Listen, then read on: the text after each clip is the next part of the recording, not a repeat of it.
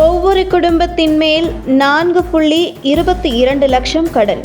கடனில் தத்தளிக்கும் தமிழகம்.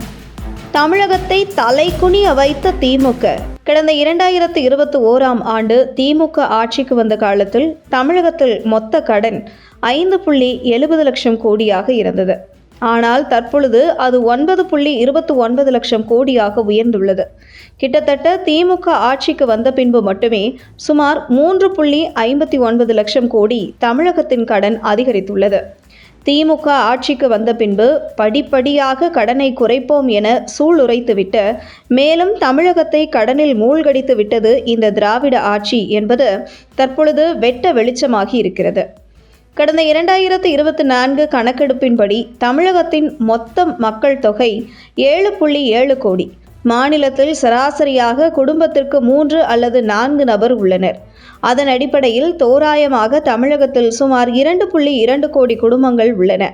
அந்த வகையில் தமிழகத்தின் மொத்த கடன் தொகையான 9.29 லட்சம் கோடியை குடும்பங்களின் எண்ணிக்கையாக வகுத்தால் தமிழகத்தில் உள்ள ஒவ்வொரு குடும்பத்தின் மீது சுமார் 4.22 லட்சம் கடன் சுமை உள்ளது என மக்கள் புரியும்படி எளிமையாக சொல்லலாம்.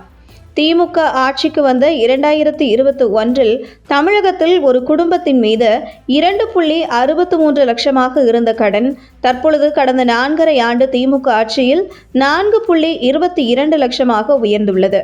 திமுக அரசின் நிதித்துறையில் பொறுப்பற்ற தன்மையின் காரணமாக இன்று தமிழகத்தில் உள்ள ஒவ்வொரு குடும்பமும் பொருளாதார ரீதியாக மிகப்பெரிய சவாலை நோக்கியுள்ளனர். மத்திய அரசு போதுமான நிதி தரவில்லை என தொடர்ந்து குற்றம் சாட்டி வரும் திமுக அரசு அதன் தவறான நிதி நிர்வாக திறனால் தமிழகம் நிதி பற்றாக்குறைக்கு உள்ளாகி இருக்கிறது என்பதை மூடி மறைத்து தன்னுடைய தவறில் இருந்து தப்பித்துக் கொள்ளவே நிதி தொடர்ந்து மத்திய அரசு மீது குற்றம் சுமற்றி தமிழக மக்களை ஏமாற்றி வருகிறது திமுக அரசு என்கிறார்கள் பொருளாதார வல்லுநர்கள். கடந்த 4.5 ஆண்டு திமுக ஆட்சியில் தமிழகத்தின் வளர்ச்சியை விட தமிழகத்தின் கடன் தொகைதான் தொடர்ந்து அதிகரித்து வருகிறது.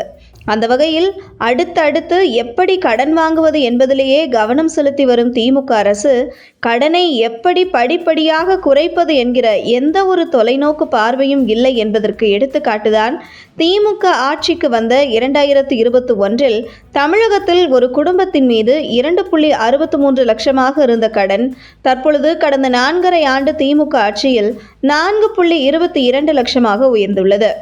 தமிழக முதல்வர் மு.க. ஸ்டாலின் தமிழகத்தை தலைகுனிய விடமாட்டேன் என சூளுரைத்து வரும் நிலையில் அவருடைய தலைமையின் கீழ் நடக்கும் திமுக ஆட்சியின் தவறான நிர்வாகத்தினால் ஒவ்வொரு தமிழனும் கடன்காரர்கள் என்கின்ற பட்டத்துடன் தமிழகத்தை கடனில் மூழ்கடித்து இனி திமுக ஆட்சியில் இருக்கும் வரை தமிழகம் தலை நிமிர்ந்து நிற்பதற்கான எந்த அறிகுறியும் இல்லை என்று சொல்லும் அளவுக்கு கடன்கார மாநிலம் தமிழ்நாடு என்கிற அவப்பெயரை தமிழ்நாட்டிற்கு தமிழக மக்களுக்கு பெற்று தந்திருக்கிறார் தமிழக முதல்வர் மு.க. ஸ்டாலின் என்கிற மனக்குமுறல் ஒவ்வொரு மக்கள் மத்தியிலும் இருந்து ஆதங்கமாக வெளிப்பட தொடங்கி இருக்கிறது. இந்த நிலையில் 2021இல் அதிமுக ஆட்சியின் 10 ஆண்டு முடிவில் தமிழ்நாட்டின் கடன் 4.85 லட்சம் கோடியாக உயர்ந்துவிட்டது. இதனால் தமிழ்நாட்டின் ஒவ்வொரு குடும்பத்தின் மீதும் சுமார் 2,63,976 ரூபாய் அளவிலான கடன் சுமை இருப்பதாக அப்போதைய திமுக நிதி அமைச்சர் PTR பழனிவேல் தியாகராஜன் தெரிவித்திருந்தார்.